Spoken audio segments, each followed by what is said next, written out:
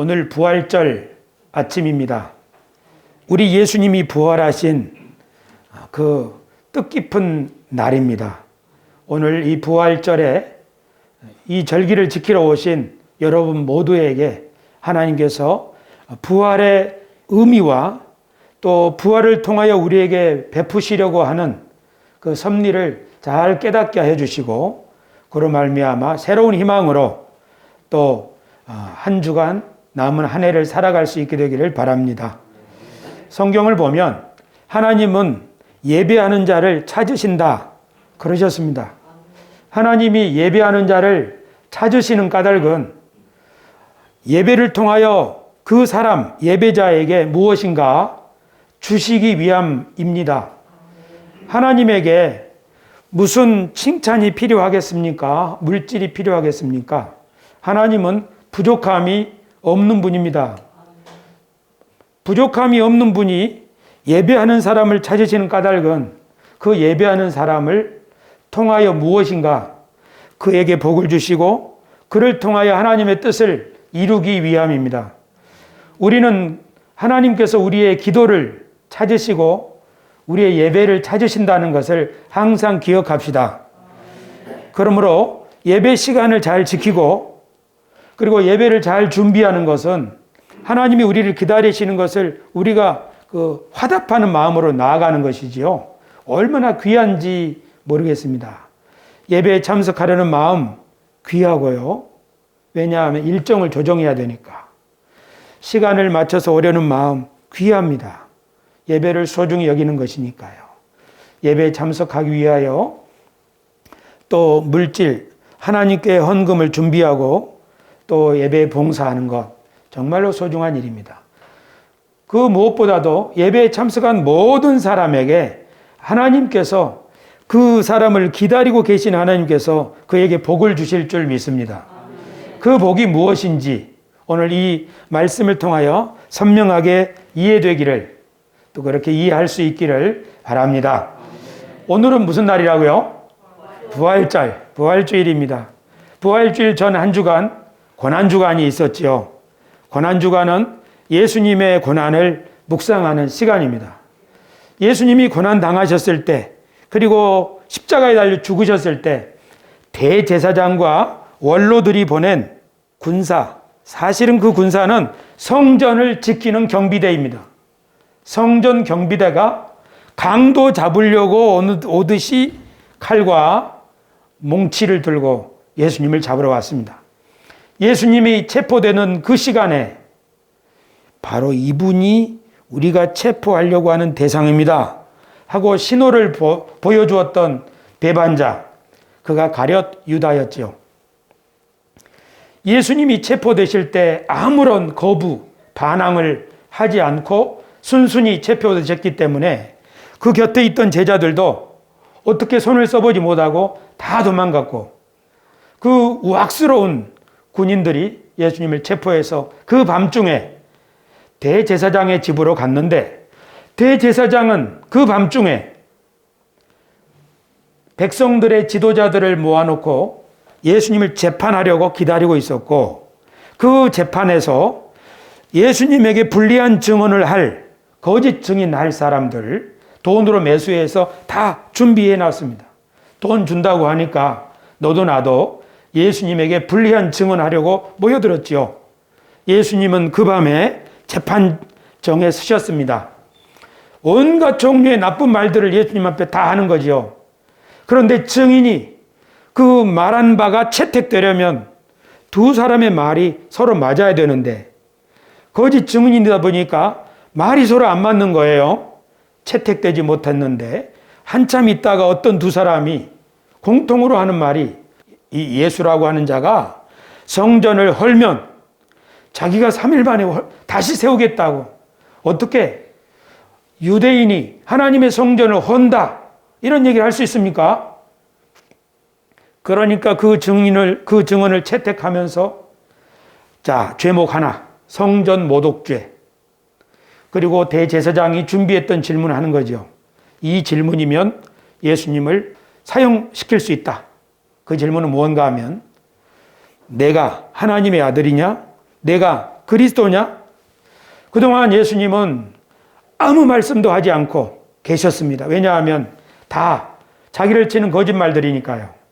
그런데 그 대제사장의 질문에 예수님은 그렇다. 그뿐만 아니라 장차 내가 천사들과 함께 이 땅에 와서 너희들을 심판하게 될 때인데 그것 너희들이 보게 될 것이다. 그 말을 듣는 순간 재판장이었던 대제사장은 자신의 옷을 막 찢으면서 이렇게 신성모독할 수가 있느냐? 어떻게 갈릴리 촌 사람이 자기가 그리스도라고 이렇게 대중 앞에서 말할 수 있느냐? 여러분, 재판위원 여러분, 이런 사람에게 어떤 형을 내리는 게 좋습니까? 하니까 모두 일제히 이 사람은 사형시켜야 합니다.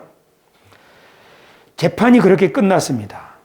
그런데 유대인의 대재판장인 산헤드린 법정에서는 사형 선고를 내릴 수는 있지만 집행은 못합니다.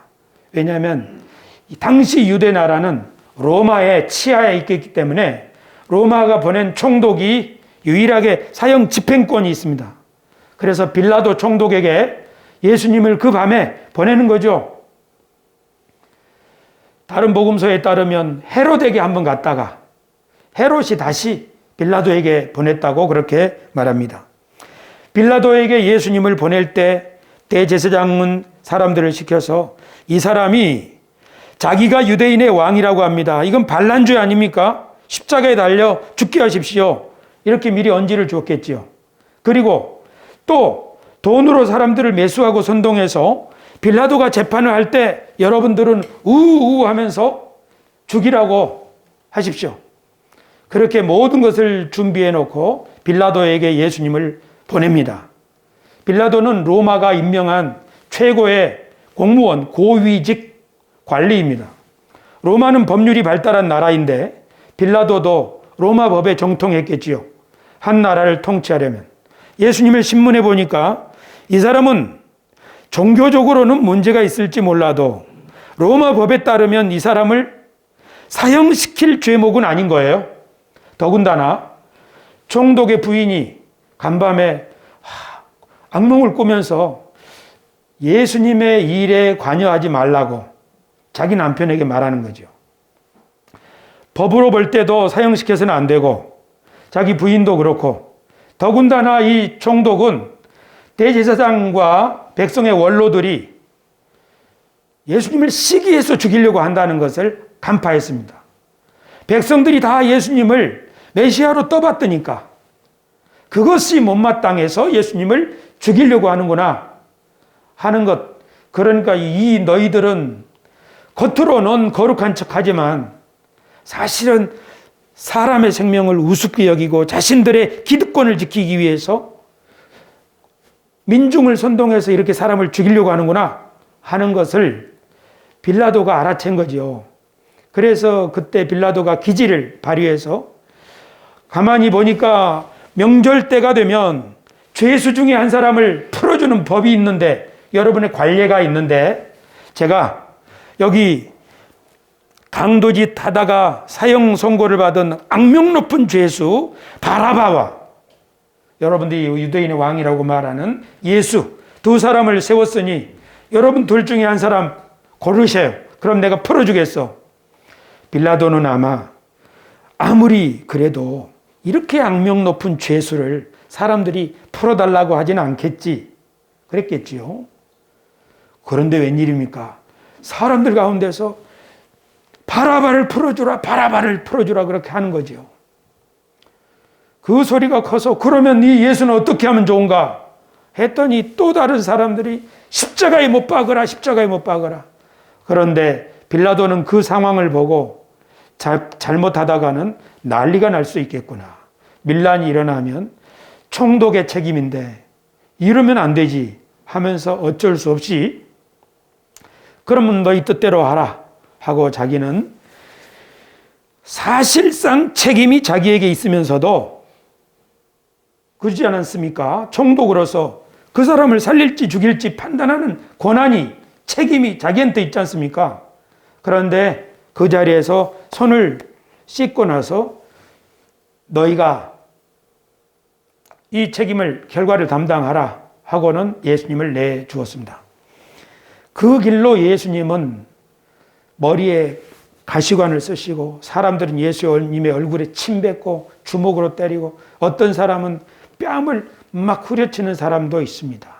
예수님은 그 길로 십자가를 지고 그 고통의 길, 그 길을 지나서 해골이라고 하는 골짜기로 올라가서 십자가형을 당하셨습니다.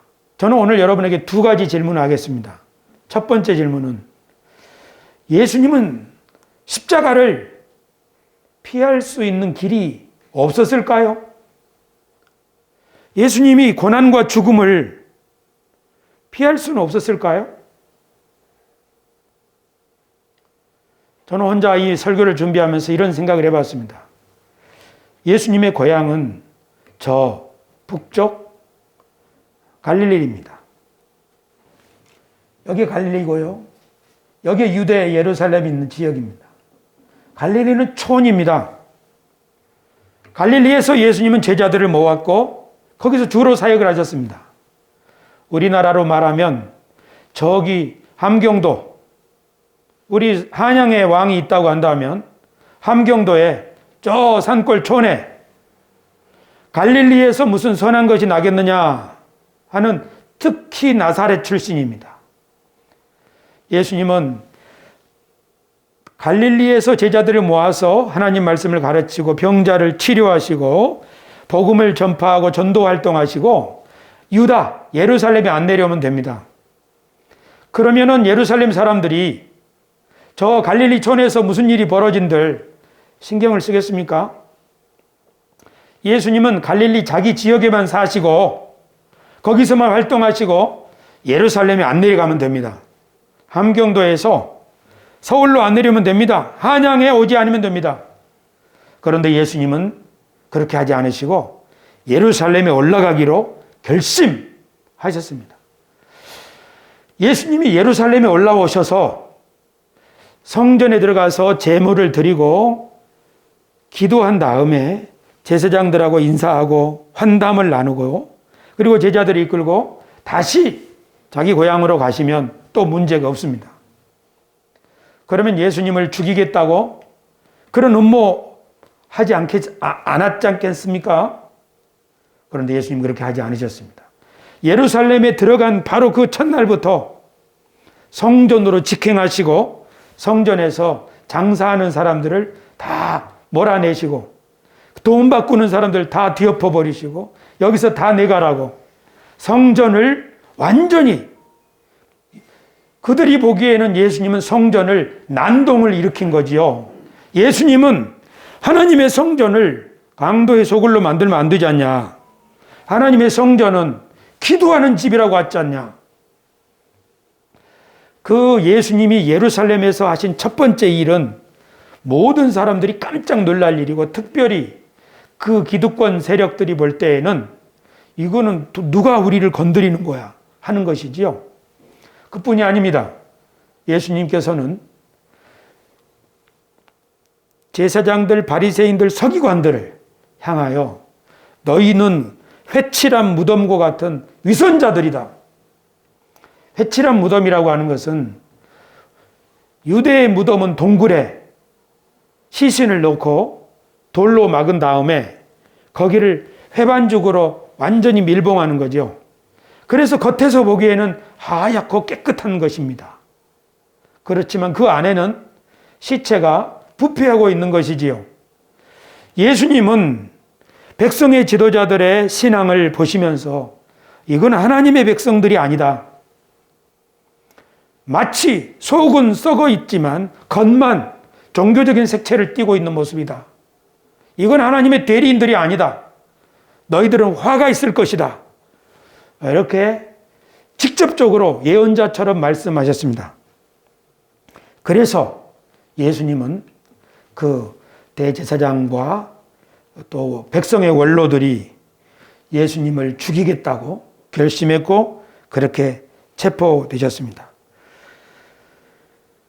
예수님이 그 재판, 억울한 재판, 이미 판결이 난 재판, 그 재판을 받고 십자가에 못 박혀 죽으실 때에 정말 이리저리 휘둘리셨고 아무 말도 못하고 무기력하게 그렇게 되는 것 바로 그 모양이었습니다. 하지만 이것은 예수님이 죽임을 당했다라기보다는 예수님이 죽음을 선택했다고 보는 것이 옳습니다. 요한복음에서 이렇게 예수님은 말씀하셨습니다. 우리 같이 한번 읽겠습니다. 시작. 나는 선한 목자라.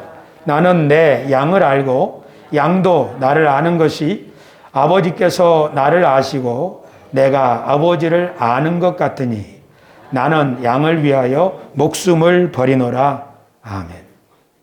나는 양을 위하여 목숨을 버리노라. 예수님은 왜 죽음을 선택하셨을까요? 찬송가를 보면 예수 나를 위하여 십자가를 질 때 세상 죄를 지시고 고초당하셨네.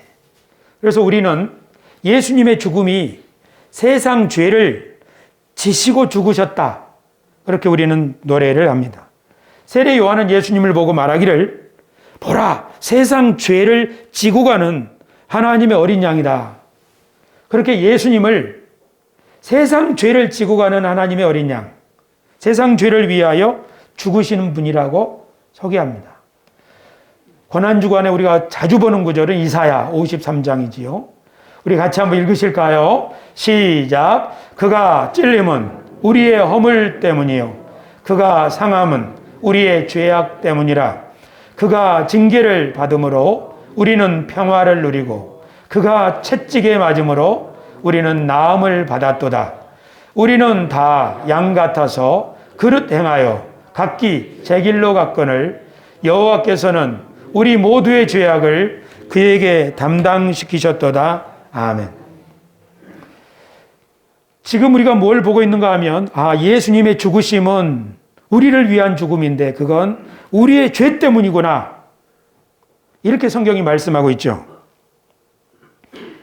예수님의 이름의 뜻도 자기 백성을 저희 죄에서 구원하시는 분이라고 마태는 소개했습니다. 예수님은 우리를 위하여 죽으셨고 우리의 죄를 대신하여 죽으셨다. 예수님이 우리 죄를 위하여 죽으신 것이 정말 우리를 위한 죽음일까요? 우리가 성경을 읽습니다. 우리가 절기를 지킵니다. 우리 그리스도인들의 임무 중에 하나는 성경 말씀, 찬송가, 절기 이런 것들을 늘 새로운 마음으로 이해하는 것입니다. 작년에 부활절이 있었지요. 그리고 금년에 부활절이 있습니다. 이 부활절의 절기마다 예수님이 왜 죽으셨지? 그것을 다시 묵상하고 그래서 그 예수님의 죽으심이 오늘 우리에게 새롭게 깨달아져야 그것이 우리 그리스도인들을 그리스도인답게 살게 합니다.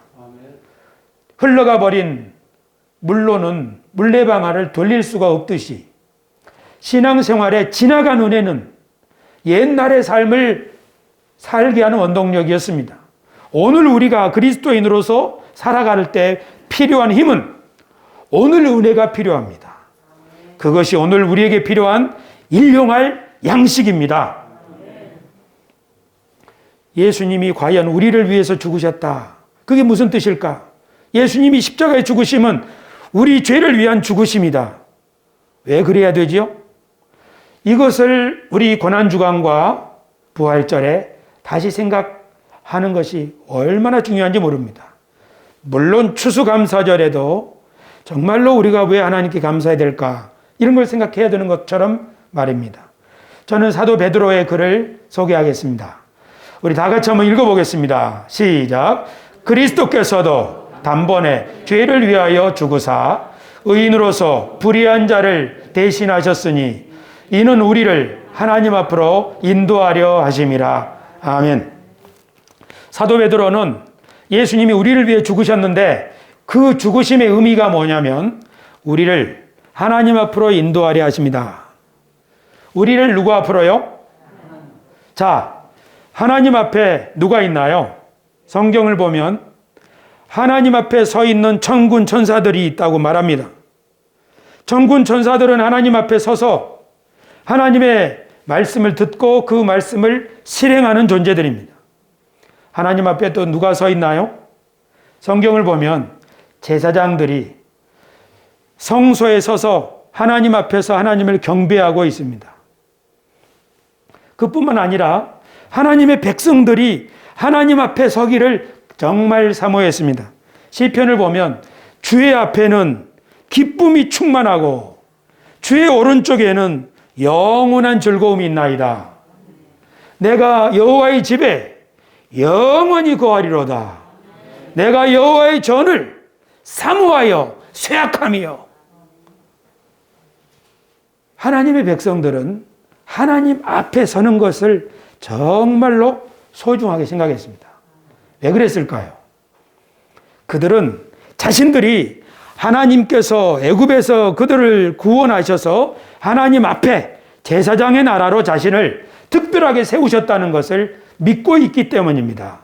하나님이 이스라엘 백성들을 새롭게 마치 물에서 육지가 솟아나게 해서 세상을 창조하신 하나님이 홍해라고 하는 물을 지나온 이스라엘 백성들을 하나님의 새로운 대리인 공동체인 열방을 위한 제사장의 나라로 자기들을 뽑으셨고, 이 뽑으신 것은 결국 아브라함에게 하나님이 일찍이 말씀하신 너에게 내가 복을 주고 너의 후손을 통하여 천하 만민이 복을 받게 하겠다 하시던 대로 아브라함의 후손인 이스라엘 민족을 하나님이 하나님의 전 앞에 세우셔서 하나님을 향하여는 제사장의 나라가 되게 하시고, 또 세상을 향하여서는 만방의 빛을 복을 내리는 그런 존재를 세우셨기 때문에 우리가 살아있다고 하는 것은, 우리 하나님의 백성들이 살아있다고 하는 것은 하나님 앞에 서야 하며 하나님의 은총을 받아서 세상에 빛을 비추는 것, 이것이 하나님의 백성들이 살아가야 하는 이유, 그렇게 믿었습니다. 그런데 이스라엘 백성들이 제사장 같은, 왕 같은 제사장으로 살기보다는 실제로는 어떻게 했습니까? 포로로 끌려갔지요. 바빌론에. 실제로는 어떻게 됐습니까? 바벨론, 페르시아, 그리스, 로마, 강대국들이 이스라엘을 짓밟고 있지요. 자기의 지도자들도 로마가 임명해야 되는 거죠. 예수님은 사람들을 어떻게 보셨는가? 너희들은 겉으로 종살이하고 있을 뿐 아니라 죄의 종노릇하고 있다. 탐심의 종노릇하고 있다. 그래서 겉으로도 육신적으로도 로마의 치하에 있고, 종교적으로도 영적으로도 정신적으로도 죄의 노예로 살고 있다. 예수님께서는 백성들도 보셨습니다. 목자 없는 양처럼 이리저리 방황해서 하면서 뜯기고 있구나. 예수님께서는 지도자들을 보셨습니다. 그들은 목자가 아니라 싹꾼처럼 양들을 돌보지도 않을 뿐 아니라 양들을 잡아먹고 있는 모습이었습니다. 이것은 하나님의 백성의 모습이 아닙니다. 이것은 아브라함의 자손의 모습이 아닙니다.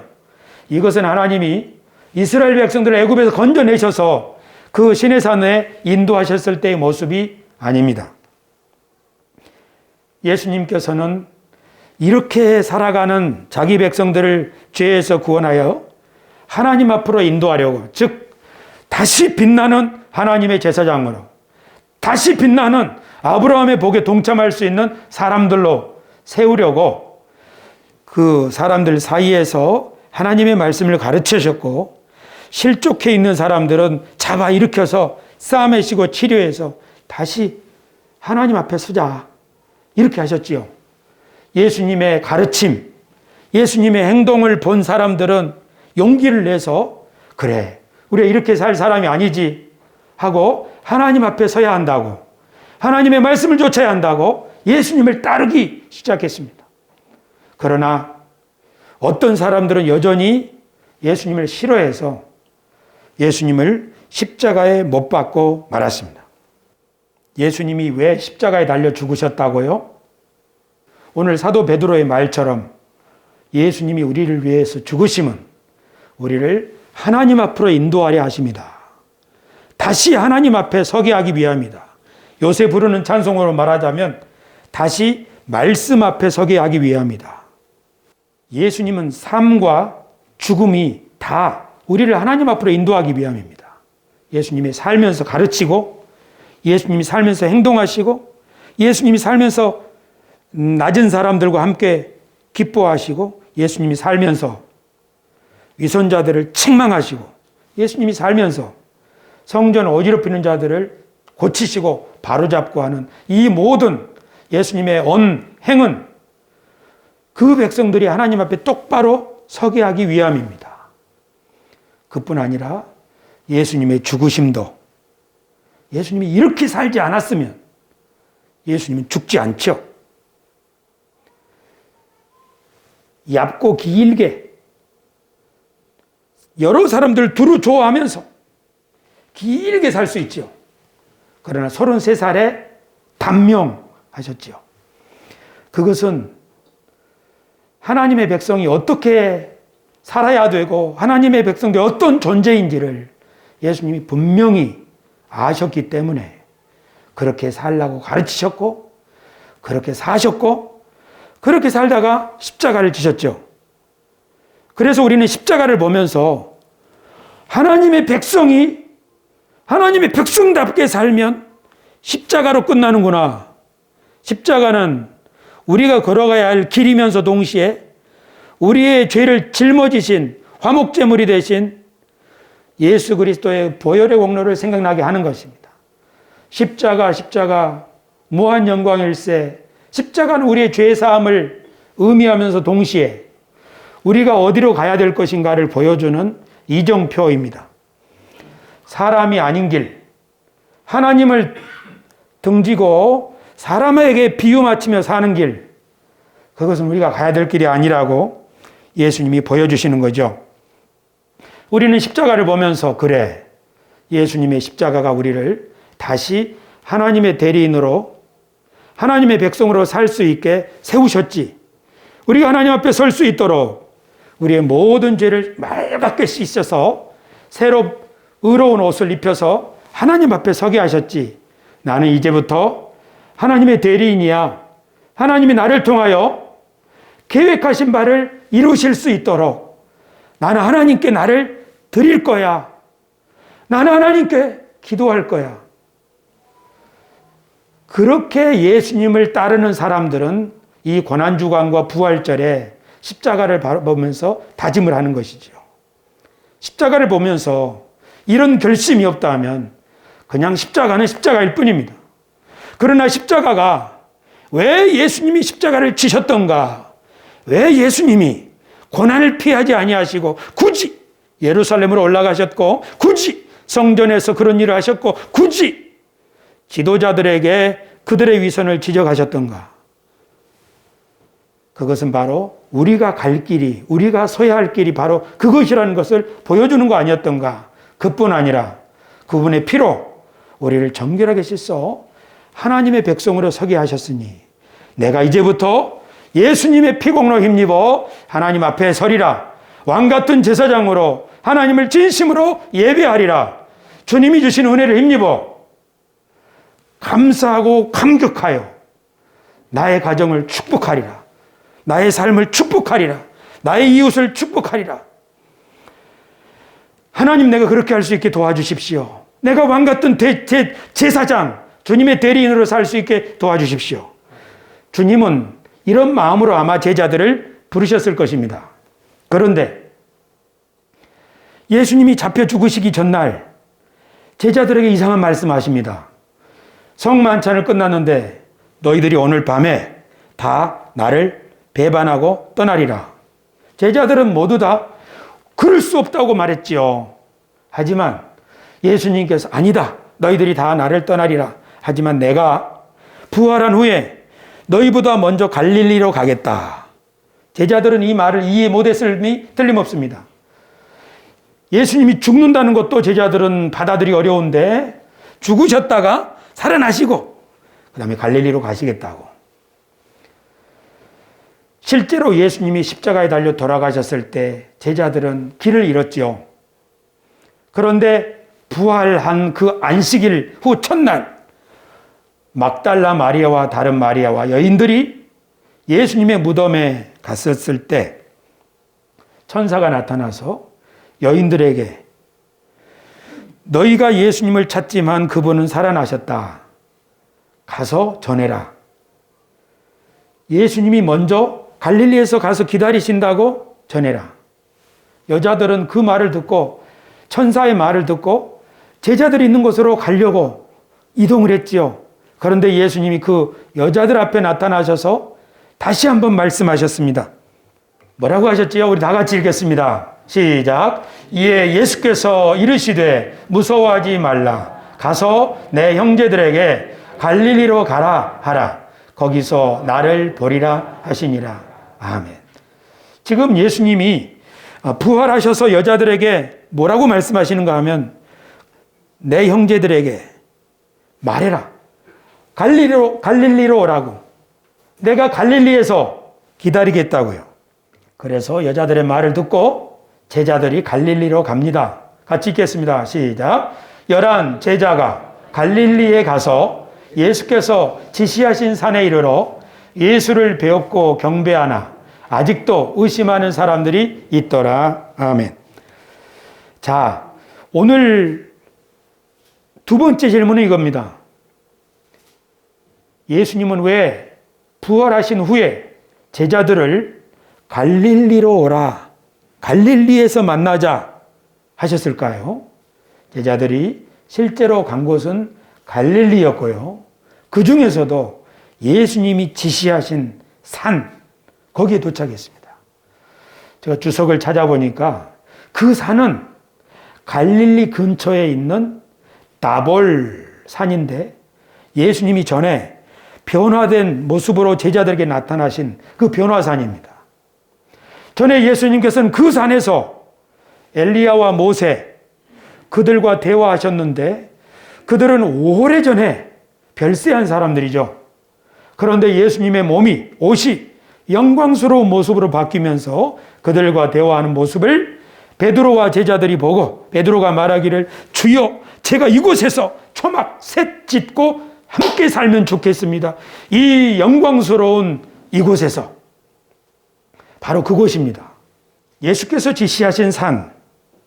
아마 예수님은 이제 죽으시고 부활하셔서 하나님 아버지께로 돌아가시겠지요. 마지막으로 제자들에게 뭔가 하실 말씀이 있어서 갈릴리로 오라고 하신 거죠. 마지막으로 예수님이 제자들과 만나고 싶어서 죽기 전부터 말씀하셨고 천사들이 말을 했는데도 여자들이 천사들의 말을 듣고 가서 너희 선생님이 갈릴리에서 기다리시니까 가서 제자들 다 그리로 오라고 하세요. 천사들이 말했는데 여자들이 그 말을 제자들에게 전할 때 혹시 잊어버릴지도 몰라서 예수님이 다시 그 여자들의 길을 막고 무서워하지 마라. 꼭 제자들을 갈릴리로 오라고 말 전해줘라. 여자들은 천사의 말을 듣고 예수님의 또 한 번 당부를 듣고 제자들에게 말했지요. 그랬기 때문에 제자들은 여자들이 실성했지 않았나? 왜 죽은 사람을 살았다고 하지? 그런 말을 들으면서도 갈릴리로 오라는 말은 확실히 믿고 갈릴리로 갔습니다. 예수님은 제자들에게 마지막으로 뭘 하시려는 걸까요? 아마 예수님이 하나님께로 가신 후에 제자들이 해야 될 어떤 일이 있었던가 봅니다. 하나님께서는 하나님의 사람을 하나님의 산으로 부를 때가 있습니다. 하나님이 특별한 일을 맡기기 위하여 하나님의 산으로 부르십니다. 그 대표적인 인물 중에 한 사람이 엘리야입니다. 열왕기상 19장에 나오는 엘리야, 18장 19장에 나오는 엘리야, 그는 불의 예언자입니다. 엘리야가 살던 시대에 이스라엘은 아합 왕이 다스렸고 시돈에서 온 이세벨이라고 하는 여인이 자기 나라에서 섬기던 아세라 신을 들고 와서 온 이스라엘로 바알과 아세라를 섬기게 하던 시절입니다. 하나님을 섬기던 사람은 거리에 나서지 못하고 숨어 지내던 시절, 그 나라에 바알과 아세라를 섬기는 제사장들이 무려 850명이나 되던 시절, 엘리야가 하나님, 이 백성을 어찌합니까? 기도할 때 하나님께서는 내가 3년 반 동안 하늘을 닫고 비를 내리지 아니하리라. 바로 그 3년 반이 끝나갈 무렵에 하나님께서 엘리야에게 바알과 아세라의 제사장들을 갈멜산으로 불러서 거기서 일전을 치르게 해서 누가 하나님인지 결판을 짓게 하라고 하셨던 그 엘리야입니다. 엘리야가 갈멜산에서 불로 응답받은 후에 하나님의 불로 재물을 다 태우고 또랑물도 다 태우고 그 앞에서 두려워 떠는 바알과 아세라의 제사장들을 다 처단한 이후에 하나님께 기도하였더니 3년 6개월 동안 닫혀있던 하늘문이 열리고 소나기가 내리는 거지요. 엘리야는 하나님이 하늘문을 닫기도 하시고 하늘문을 열기도 하시고 하늘에서 불을 내리기도 하시고, 그래서 야, 우리가 믿는 하나님이 이런 하나님인데 온 이스라엘은 이제 하나님께로 돌아오겠지.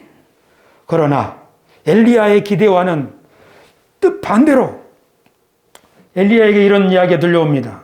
이세벨 왕비가 내일 이맘때까지 당신을 살려두면 자기 성을 간답디다.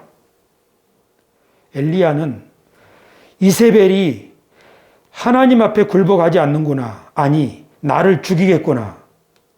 그래서 그 길로 남쪽으로 하롯길을 도망을 쳐서 로뎀나무 밑에서 지쳐서 있었습니다. 이렇게 영적으로 침체된 것, 영적 우울증을 사람들은 엘리야 콤플렉스라고 합니다. 기도해도 소용이 없고 하나님 앞에 봉사해도 소용이 없고 내 믿음이 아무것도 아닌 것 같은 그런 실망에 빠져 있는 사람, 그런 상황이지요. 하나님께서는 그 엘리야를 보살피시는데 천사를 통해서 그가 먹을 수 있도록 떡과 고기를 주시고 먹고 자고 해서 그의 육체의 힘을 회복할 때 엘리야에게 너 하나님의 산으로 가라. 내가 거기서 너를 기다리겠다. 엘리야는 40주야를 걸어서 하나님의 산에 도착했습니다. 하나님의 산에 도착한 엘리야, 믿음의 선배들이 만나던 그 하나님, 엘리야가 거기서 퍽퍽 우는 거지요. 하나님, 온 이스라엘이 다 바알과 아세라를 섬기고 나 혼자 남았는데 나도 죽이겠답니다. 그때 하나님께서 엘리야에게 나타나셨습니다. 성경을 읽어보면 하나님이 그곳을 지나가시니 강한 바람이 부는데 산을 쪼개고 바위를 부수는 거예요. 전에 홍해를 가르던 그 바람보다 더 강력한 바람이지요. 그런데 하나님이 거기 안 보이는 거예요. 조금 있으니까 지진이 나고 또 땅에서 불이 솟아나는데 그 떨기나무, 호렙산 떨기나무에서 모세를 만나주던 그 하나님, 그러나 지진이 나고 불이 솟아나는데도 하나님 안 보이는 거예요. 바람도 잦고 지진도 멈추고 불도 다 꺼져서 암흑이 되었습니다. 사방이 고요한 그때 하나님의 세미한 음성이 엘리야에게 들립니다. 엘리야야, 너 왜 여기 있느냐?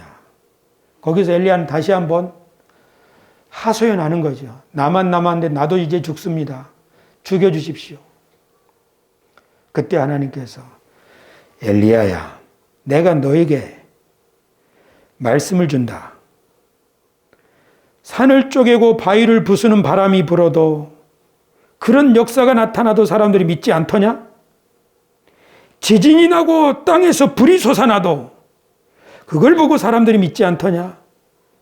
그러면 내가 그들에게 한 가지 줄 게 있다. 너는 가서 이웃 아람 나라의 하사엘이라는 사람에게 머리에 기름을 부어라. 그래서 그 나라 왕을 만들어라. 이스라엘에는 예후에게 가서 머리에 기름을 붓고 그를 이스라엘의 왕을 만들어라. 그리고 엘리사, 그에게 가서 머리에 기름을 붓고 그를 예언자로 만들어라. 내가 아람의 왕 하사엘, 그를 통해서 이스라엘을 치겠다. 그 칼을 피한 사람을 이스라엘의 독재자 예후가 일어나서 칼로 쳐 죽일 것이다. 그 칼마저 피한 사람은 내가 엘리사를 통하여 그를 죽이겠다. 하나님이 엘리야에게 주신 말씀은 불을 내려서 응답하고 비를 내려서 응답해도 믿지 아니하는 이스라엘의 마지막 심판을 선언하셨습니다. 아람의 공격, 독재자의 공격, 그리고 엘리사의 공격. 엘리사는 기도에도 말씀을 읽어도 기도에도 말씀을 봐도 하나님 이 세상에는 안 통해요. 이세벨은 안 통해요. 기도해도 소용없어요. 그런 마음이었겠죠. 그러니까 죽여달라고 하는 거죠. 그러나 하나님은 이 세상에 누가 실세더냐. 그렇게 너가 나를 진심으로 섬겨도 그리고 증거가 나타나도 믿지 아니하니 내가 심판하겠다. 하나님의 산에 엘리야를 부르신 이유는 이 세상을 누가 다스리시는지 그리고 너는 죽지 않아도 되고 하나님의 선지자로서 자존심을 지키고 다시 남은 생에 당당하게 살 수 있도록 용기를 주기 위함인 줄로 믿습니다. 하나님은 엘리야를 기다리셨습니다. 마찬가지로 예수님께서는 갈릴리에서 제자들을 기다리셨습니다. 이 제자들은 엘리야와 비슷한 영적인 상태입니다. 자신들이 모시던 선생님, 메시아로 따르던 선생님이 십자가에 달려 돌아가시고 없습니다. 희망도 열정도 다 사라졌습니다. 예수님은 하나님의 아들이시며 예수님은 선한 일을 하셨지만 백성들의 지도자들, 대제사장들과 백성의 원로들 앞에서 이리저리 휘둘리시고 로마의 총독 빌라도 앞에서 예수님은 이리저리 휘둘리시고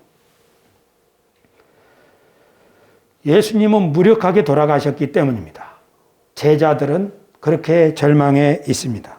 그 제자들은 더 이상 하나님의 대리인으로 살 수 없습니다. 살았다 하는 이름은 가졌지만 죽은 사람입니다. 하나님께 예배는 드리지만 감동은 없습니다. 하나님을 찾기는 하지만 그 예배 가운데서 하나님의 임재를 느끼지는 못합니다. 왜냐하면 하나님이 그렇게 권능이 많으신 분이라고 느껴지지가 않기 때문입니다. 우리는 지금 이런 상황이 아닌가 생각합니다. 교회는 점점 줄어들고 무신론의 세력은 점점 넓어지는 것 같습니다. 한국 사회에서 하나님을 인정하지 않는 사람들의 세력이 점점 커지고 기독교회는 점점 줄어드는 것 같습니다. 세상은 예수님이 다스리는 게 아니라 돈이 다스리는 것 같습니다. 돈이 많으면 뭐든지 할 수 있고 돈이 없으면 교회도 초라합니다. 엘리야처럼 우리가 그렇게 살고 있습니다. 교회는 국가의 하나의 산하기관처럼 방역 지침을 지켜라 하면 지키고 풀어라 하면 풀고 국가 권력은 너무나 크고 교회는 아무것도 아닌 것 같습니다. 방역 지침을 제가 잘 지키기 때문에 마스크 끼고 지금 설교하는 겁니다. 그러나 우리가 살다 보면 교회도 결국 국가에 소속되어 있는 하나의 단체 아닌가? 그런 생각할 수 있다는 거죠. 이런 상황에서 누가 하나님 앞에 열정을 가지고 자신의 삶을 헌신할 수 있겠습니까? 로뎀나무 엘리야처럼 현재 예수님의 부활을 목격하지 못한 제자들처럼 그리고 우리들처럼 두려워하고 한숨 짓고 희망을 잃어버린 그런 상황이겠죠. 예수님이 그런 제자들을 그대로 둘 수 없어서 그대로 두고 갈 수 없어서 그들을 갈릴리로 모이라 하셨죠. 제자들이 갈릴리에 예수님이 지시하셨던 산에 이르렀을 때 우리 다 같이 예수님의 말씀을 한번 읽어보겠습니다. 마태복음 28장 시작. 예수께서 나와 말씀하여 이르시되 하늘과 땅의 모든 권세를 내게 주셨으니 그러므로 너희는 가서 모든 민족을 제자로 삼아 아버지와 아들과 성령의 이름으로 세례를 베풀고 내가 너희에게 분부한 모든 것을 가르쳐 지키게 하라. 볼지어다 내가 세상 끝날까지 너희와 항상 함께 있으리라 하시니라. 아멘. 이 유명한 말씀을 바로 그 자리에서 주셨어요. 우리는 이 말씀을 제자 삼느라 지상사명 여기에다 초점을 맞추지만 저는 오늘 이 18절 말씀 하늘과 땅의 모든 권세를 내게 주셨으니 이 말씀에 초점을 맞추고 싶습니다. 지금 제자들이 모인 그곳은 며칠 전에 변화산의 영광을 보았던 그곳이지요. 지금 제자들은 대제사장의 법정에서 휘둘리시던 예수님, 총독에게 휘둘리시던 예수님, 그리고 십자가에 아주 처참하게 돌아가신 예수님, 그 예수님이 죽음을 이기고 이 자신들 앞에 영광스러운 모습으로 서신 것을 지금 제자들이 보고 있는 거예요. 뭐야? 백성의 지도자들이 예수님을 없이 오고도 또는 로마의 관리가 예수님을 죽인다 해도 예수님 끄떡 없으시네? 아니, 하나님이 예수님을 죽은 가운데서 다시 살리시네? 예수님은 정말 하늘의 권세, 땅의 권세를 가지신 분이구나. 이 작은 한 말씀 속에, 그 미팅 속에 마치 엘리야가 그 하나님의 산에서 하나님을 만나 이 세상의 진짜 주인이 누구인지를 분명하게 확신했던 것처럼 예수님이 지시하셨던 그 갈릴리의 산에서 제자들은 하늘과 땅의 권세를 가지신 분이 바로 우리 주님이구나. 하늘에 있는 이름이나 땅에 있는 모든 이름 위에 뛰어난 이름을 주시고 모든 무릎이 그 이름 앞에 굴복해 하시는 이분이구나. 이 세상의 통치자들의 힘이라고 하는 것은 변덕스러운 백성들의 여론, 백성들의 마음에 의지한 것이라 백성들의 마음이 이리 불면 이리 흔들리고 저리 불면 저리 흔들릴 수밖에 없는 아주 열악한 것이로구나. 권력의 본질을 깨달은 것이지요. 이 세상을 통치하시는 하나님, 그 하나님이 하늘과 땅의 모든 권세를 예수님에게 주시고 그것을 확증하기 위하여 죽은 자 가운데서 다시 살리셔서 자기들 앞에 갈릴리에서 만나주시는 그 예수님은 매맞고 침뱉음 당하고 뺨 맞던 그 예수님이 아니었습니다. 지금 이 예수님은 하늘과 땅의 모든 권세를 가지신 만왕의 왕으로 자기들 앞에 서 있는 그 예수님을 본 것이죠. 여기서 제자들은 이 세상의 진짜 힘이 누구에게 있는지를 봤습니다. 하나님의 대리인으로 산다는 것은 권력이 누구에게 있는가를 바르게 확신하는 것입니다. 우리 주 예수 그리스도께서 하늘과 땅의 모든 권세를 가지시고 나를 그분의 자녀와 상속자와 대리인으로 삼으셔서 나와 함께 하신다. 이 믿음이 있는 사람은 하나님의 대리인으로 살 수 있습니다. 그가 무슨 일을 하든지. 그러나 아마 권력은 돈에서 나오는 것 같아. 아마 권력은 국가에게 있는 것 같아. 교회는 이 세상 넓은 데에 비하면 한 주먹도 안 돼. 세상이 더 커 보이고 돈이 더 커 보이고 자신의 인생을 예수님께 걸기에는 예수님이 너무 작아 보이는 거죠. 그런 사람한테 말씀대로 살아라, 예배를 드려라 그렇게 말한들 어떻게 그렇게 할 수 있겠습니까? 우리들의 하나님의 대리인으로서 싸우는 싸움은 누구에게 권력이 있는가를 보는 것입니다. 세상이 여전히 권력이 있다고 보면 열심히 돈 벌고 열심히 아부하고 열심히 충성해야죠. 그러나 돈도 귀하고 사회도 귀하고 국가도 귀하고 회사도 귀하지만 너무 소중하지만 이 모든 것 위에 주님이 계시고 주님이 하늘과 땅의 모든 권세를 통치하시고 나를 그분의 대리인으로 삼으셨으니 나는 주님 이름으로 이곳에서 살리라 하는 사람들은 대리인으로 살아갈 수가 있겠죠. 그래서 예수님의 제자들은 부활하신 주님을 배웠고 그 갈릴리 그 산에서 주님이 승천하신 이후에도 주님 정말 하늘과 땅의 권세를 가지신 분 맞습니까? 하고 간절히 10일 동안 기도했더니 정말로 주님이 또 확인시켜주는 거예요. 오순절 마가의 다락방에서 맞다니까 내가 부활할 때 갈릴리 그 산에서 너희에게 말했잖냐. 하늘과 땅의 모든 권세 내게 있다고. 그런데 10일 동안 기도할 때 예수님이 성령을 보내셔서 그들이 확신할 수 있게 하셨습니다. 그래서 제자들은 예수 이름으로 복음을 증거하고 대제사장들, 땅의 권세자들 앞에서 이렇게 말합니다. 그들을 불러 경고하여 도무지 예수 이름으로 말하지도 말고 가르치지도 말라. 제사장들이 예수님 승천 이후에 제자들에게 이렇게 또 했습니다. 그때 그들이 다 같이 읽겠습니다. 시작. 베드로와 요한이 대답하여 이르되 하나님 앞에서 너희의 말을 듣는 것이 하나님의 말씀을 듣는 것보다 옳은가 판단하라. 우리는 보고 들은 것을 말하지 아니할 수 없다 하니. 아멘. 지금 제자들이 권력이 누구에게 있다는 걸 확신하고 있죠. 대제사장들, 서기관들, 그들은 껍데기에 지나지 않는다는 것을 알고 있는 거예요. 하나님께 권력이 있다는 걸 아는 거죠. 내가 누구 말 들어야겠냐? 우리 교회는 하나님의 대리인적 소임을 감당하기 원하며 하나님 우리와 함께 하신다고 우리는 고백하며 살아가고 있습니다. 그러나 현실은 엘리야가 하나님의 산에서 내려왔을 때 여전히 아합과 이세벨은 통치하고 있습니다.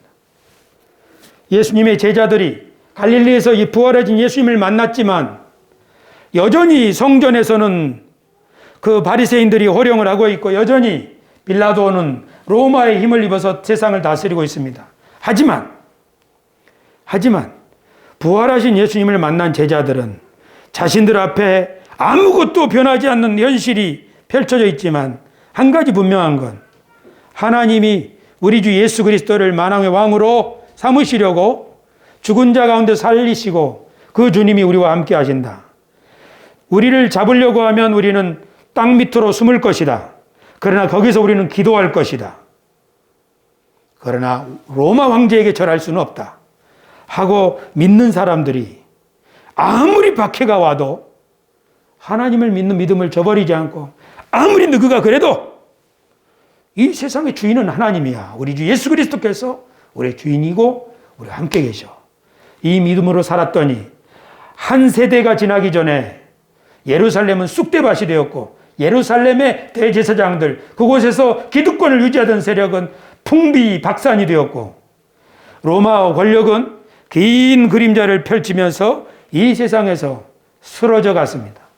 그리고 오늘날 온 세상에 예수님의 부활을 기념하는 교회가 저 열대 우림에서부터 툰드라 그리고 극지방에까지 오늘도 부활하신 주님을 경배하고 있습니다.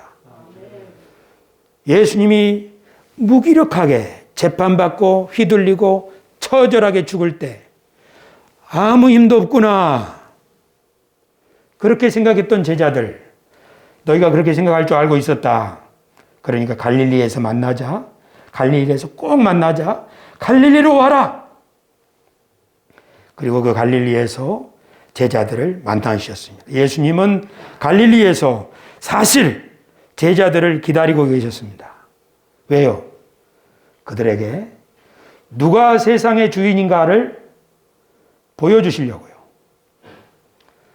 하나님은 우리들을 기다리고 계십니다. 우리들에게 새소망 교회야, 갈릴리에서 만나자. 갈릴리가 어디입니까? 갈릴리는 기도의 자리입니다. 눈을 감고 하나님께 기도하는 그 자리, 눈을 감고 하나님께 하소연하는 그 자리. 하나님, 제가 사랑하는 아이가 있는데요.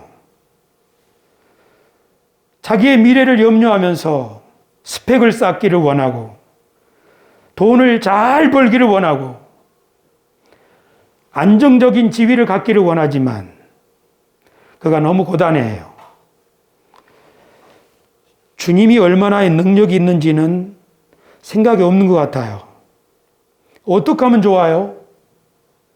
하고 자기 사랑하는 이들을 위해서 기도하고 자기 자신을 위해서 하나님, 전 하나님의 대리인인데요. 목사인데요. 세상이 너무 커 보여요. 우리 교회는 너무 초라해 보이고요. 나 어떻게 하면 좋아요? 엘리야처럼 기도하는 거지요. 그때 하나님은 두려워하고 심지어 예수님을 배반했던 제자들까지도 불러서 갈릴리에서 만나주시는 거죠. 우리 교회는 코로나가 있기 전부터 수요 예배와 금요 예배가 중지된 상태입니다. 여러 가지 이유가 있었지만 지난 수요일, 지난 금요일 교회 예배를 처음으로 회복했습니다. 금요일 밤에 우리가 7시 반에서 모여 기도하는데 7시 되기 전에 합심해서 미리 기도회를 하고 있었습니다. 각자 기도하는 거죠. 그때 이 권사님이 이런 말씀하셔요. 교회 가서 하루 종일 일했기 때문에 좀 자야지 했는데 잠 못 자고 앉아서 기도하는데 아직 기도의 시간이 아직 안 됐는데 어디선가 목사님의 음성이 들리더라. 그 순간 내 눈에서 눈물이 핑 돌더라. 하나님이 저 소리를 듣고 싶어 하셨는가 보다.